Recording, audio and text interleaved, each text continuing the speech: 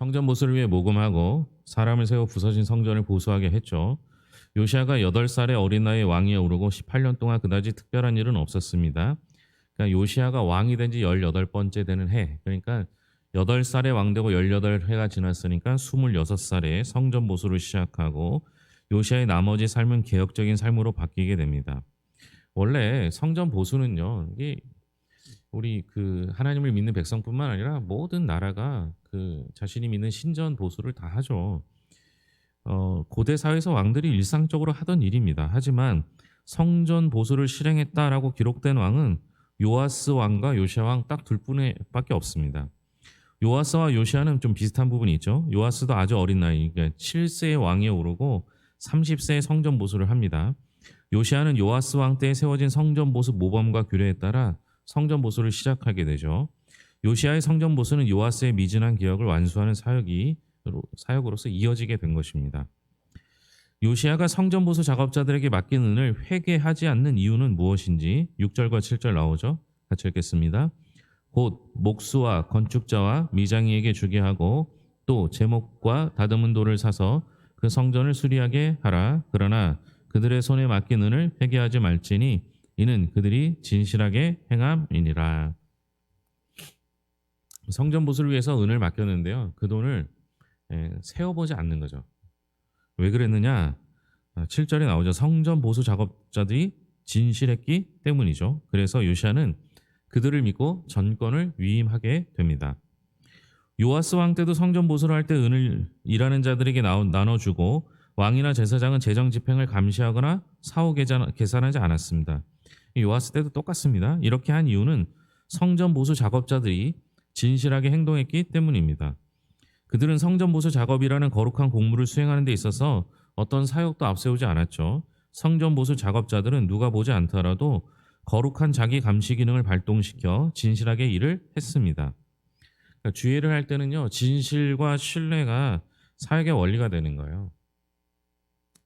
그러니까 교회 일은요, 쉽게 생각하면 진실하게 해야 하는 거예요. 에, 자기를 뽐내려고 하거나 드러내려고 하거나 거기서 어떤 이득을 취하는 것을 우선하는 것이 아니라는 거예요. 그냥 진실하게. 여러분, 하나님의 것, 하나님의 일 하는데 하나님의 뜻에 맞게 해야 되는 거죠. 더불어 지도자는 맡겼으면 신뢰하면서 그들을 위임하는 것이 좀 필요한 겁니다. 맡기고 나서 잘할까 못할까 불안해할 필요도 없고 맡기고 나서 떼먹지 않을까 불안해할 필요도 없다는 거예요.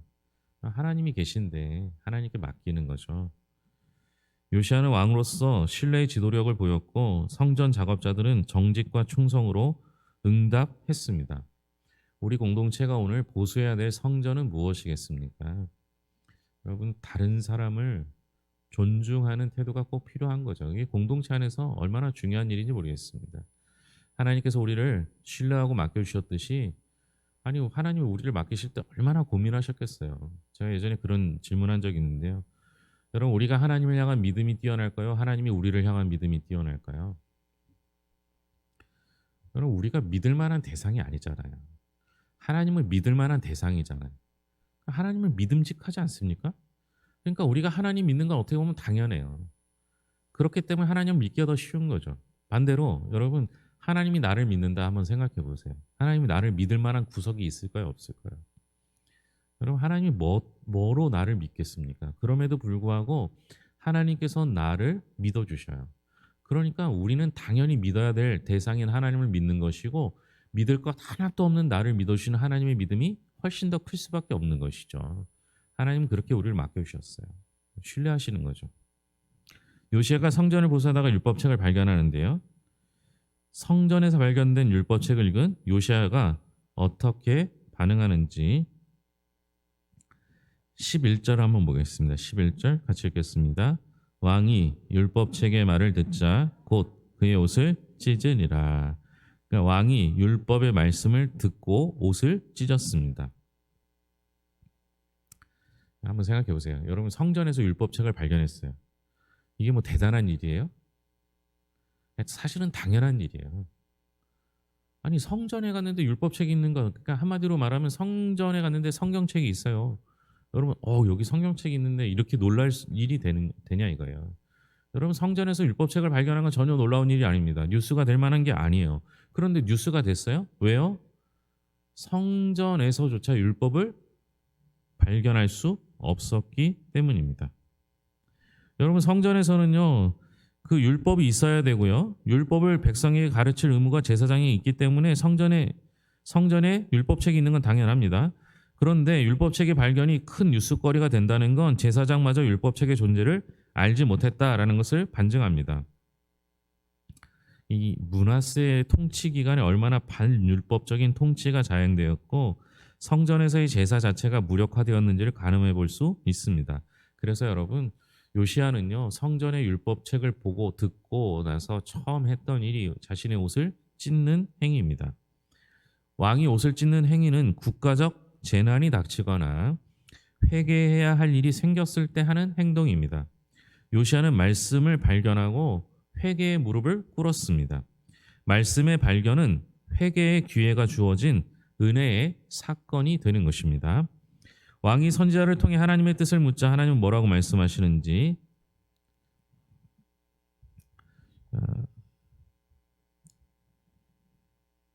15절부터 17절까지 읽겠습니다. 훌다가 그들에게 이르되 이스라엘 하나님 여호와의 말씀이 너희는 너희를 내게 보낸 사람에게 말하기를 여호와의 말씀이 내가 이곳과 그 주민에게 재앙을 내리되 곧 유다 왕이 읽은 책의 모든 말대로 하리니 이는 이 백성이 나를 버리고 다른 신에게 분향하며 그들의 손의 모든 행위로 나를 경노하게 하였음이라. 그러므로 내가 이곳을 향하여 내린 진노가 꺼지지 아니하리라 하라 하셨느니라. 하나님께서 뭐라고 말씀하셔요? 유다 백성이 하나님을 떠나 다른 신들을 섬겼기 때문에 하나님의 진노가 꺼지지 않을 것이다 라고 설명하고 있습니다. 요시야 왕은요, 율법책이 사라진 시대의 유대가 행했던 반율법적 행위들에 대해 두려워하면서 하나님께서는 그런 유다의 악행에 대해 어떤 징벌 계획을 갖고 계시는지 알고 싶었습니다. 그래서 이 율법책을 성전 지도자들에게 주며 하나님의 뜻을 구하도록 요청합니다. 근데 이제 성전 지도자들이요, 이 책을 자신들이 해도 되잖아요. 그냥 성전 지도자라고 하면 제사장을 비롯한 하나님의 일을 맡은 사람들일 거 아니에요.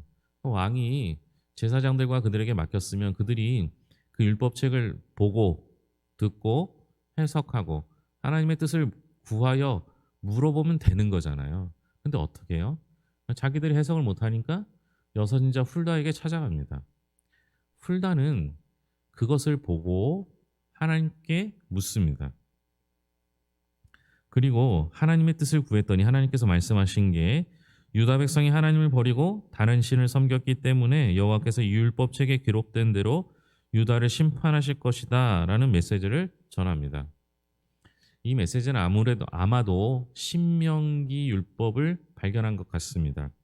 신명기 말씀에 보면요, 순종하는 자에게는 축복을, 불순종하는 자에게는 저주를 약속하고 있죠. 신명기 말씀에 비춰서 볼 때 결과적으로 유다 백성들은 하나님의 말씀을 순종하지 않았다라고 볼 수 있습니다. 심판을 예고하셨기 때문이죠. 감사한 건 뭐예요? 아직 심판이 이루어지지 않았죠. 심판이 이루어지지 않았을 때 요시야가 다행히 성전 보수를 시작했고 성전 보수 중에서 착실한 일꾼들로 말미암아 대충대충 하지 않았기 때문에 그들이 성전 안에 있는 율법책을 발견하게 되었습니다. 결국 하나님께서는 기회를 주신 거예요. 멀리 있지도 않아요. 어디 있어요? 성전 안에 있었어요. 성전 안을 깨끗이 하고 성전 안을 자주 보고 성전의 말씀을 찾으려 했다면 이미 발견되었을 말씀입니다. 요시야가 뭐라고 해요? 예? 요시야가 우리 조상들이 이 말씀을 이 율법대로 행하지 아니하였기 때문에 지금 나라가 이렇게 됐다라고 말하잖아요. 자신들도 알아요. 하나님의 뜻대로 하지 못했음을 아는 거죠. 그런데 그 방법을 찾을 곳이 성전이었다라는 것을 보여주고 있는 거예요. 여러분, 우리는요, 자꾸만 멀리 찾아요. 가장 중요한 해결책은 말씀 안에 있어요. 그 말씀을 가장 접하기 쉬운 곳이 성전 아닙니다. 여러분 언제든 오셔서 기도하시고 말씀을 보시고 말씀을 들으시면 되는 거예요. 그 말씀 속에서 하나님을 발견하고 하나님의 뜻을 구하고 기도하며 그 구한 것을 받으면 되는 거예요. 이 너무 간단한 일인데 우리가 이것을 잘하지 못한다라는 것이죠. 그리고 나서 특별히 요시야 왕에게도 하나님께서 말씀을 주십니다. 18절부터 20절까지입니다. 같이 읽겠습니다. 너희를 보내 여호와께 묻게 한 유다 왕에게는 너희가 이렇게 말하라. 이스라엘 하나님 여호와가 이같이 말씀하셨느니라. 내가 들은 말들에 대하여는 내가 이곳과 그 주민에게 대하여 빈터가 되고 저주가 되리라 한 말을 내가 듣고 마음이 부드러워져서 여호와 앞 곧 내 앞에서 겸비하여 옷을 찢고 통곡하였으므로 나도 내 말을 들었노라. 여호와가 말하였느니라. 그러므로 보라, 내가 너로 너의 조상들에게 돌아가서 평안히 묘실로 들어가게 하리니 내가 이곳에 내리는 모든 재앙을 내 눈이 보지 못하리라 하셨느니라 하니 사자들이 왕에게 보고하니라. 왕이 하나님의 말씀에 겸허히 반응하며 회개했기 때문에 조상의 묘실에 들어갈 수 있는 복을 받을 것이고 유다의 멸망을 직접 눈으로 보지는 않을 것이다 말씀하고 있습니다. 오늘 새벽에 이제 히스기야 왕 얘기를 했죠. 히스기야 왕 때 히스기야 왕이 잘했다가 마지막에 병이 낫고 나서 문제를 일으키지 않습니까? 예, 자신의 모든 것들을 자신의 능력인 양 보여주고 나서 히스기야 왕에게도 똑같은 이야기를 해요. 예, 너는 어려움을 당하지 않을 것이다. 너가 살아있는 동안에 그것을 보지 못할 것이다. 이렇게 얘기하지 않습니까? 근데 해석대로라면 히스기야 왕은 그럼 괜찮네요. 이 정도로 반응한 겁니다.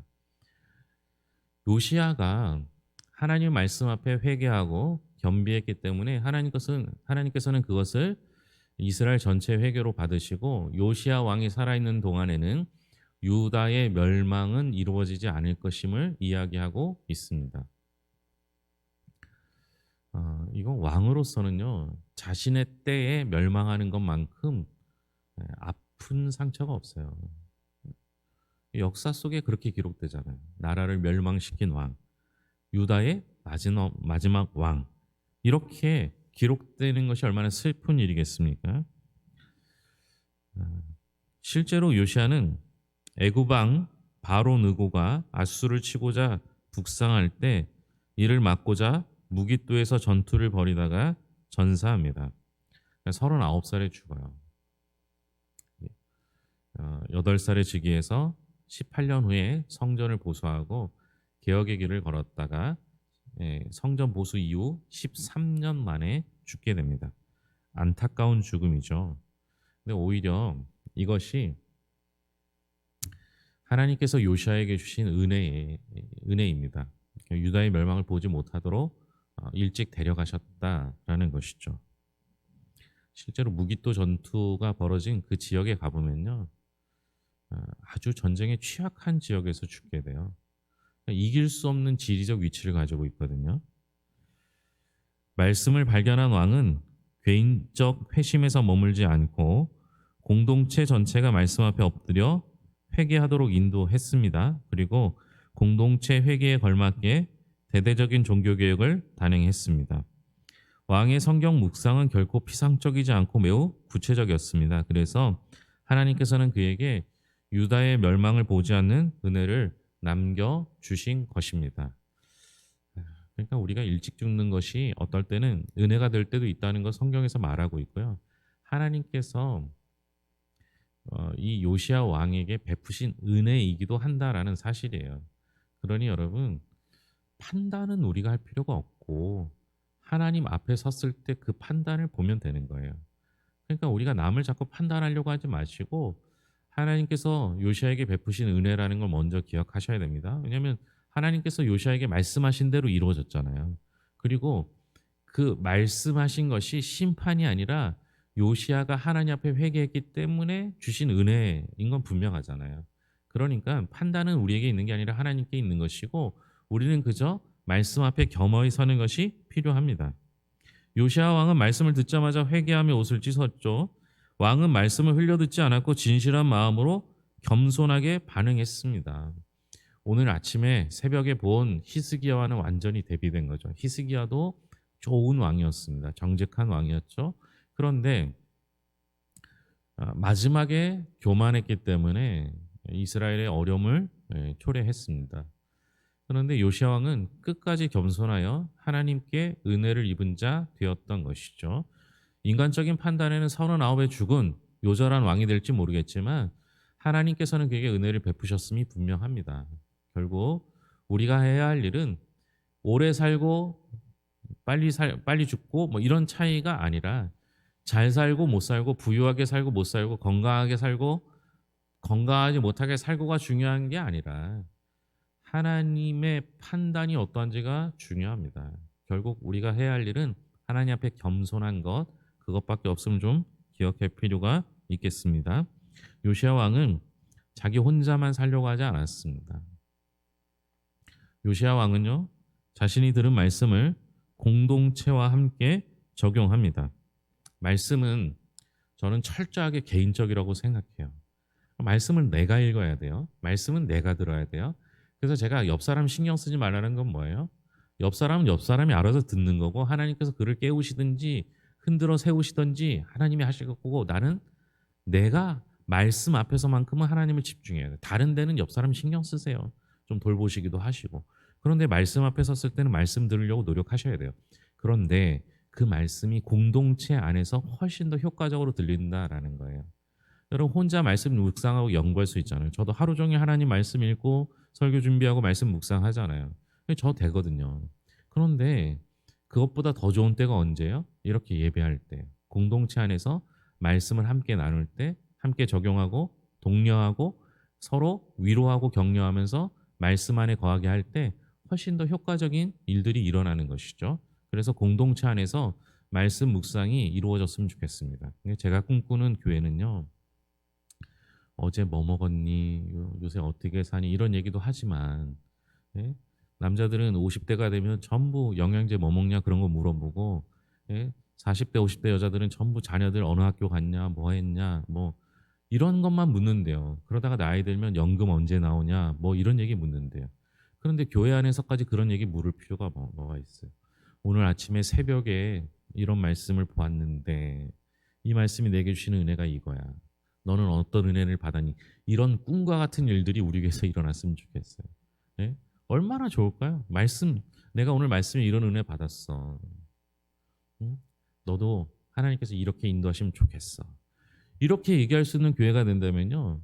무슨 문제가 생기겠어요. 근데 똑같아요. 교회 안에서나 일반 직장 생활할 때나 친구들 만날 때나 묻고 하는 말이 똑같으면 뭔 차이가 있겠어요. 아니 목사들이 모여서 너네 몇 명 모이냐 헌금은 얼마냐 이거 뭐하러 물어봐요. 하나님이 도우시면 다 하는 걸. 그죠? 아니 목사님들이 오늘 말씀은 이런 말씀을 들었는데 얼마나 은혜가 되는지 몰라. 이런 얘기하면 얼마나 좋겠어요. 그죠? 다 똑같아요. 여러분 교회 안에서 말씀으로 서로를 격려하고 위로할 수 있는 공동체가 된다면요. 그 안에서 큰 힘이 일어날 줄로 믿습니다. 기도하겠습니다. 하나님 아버지 감사합니다.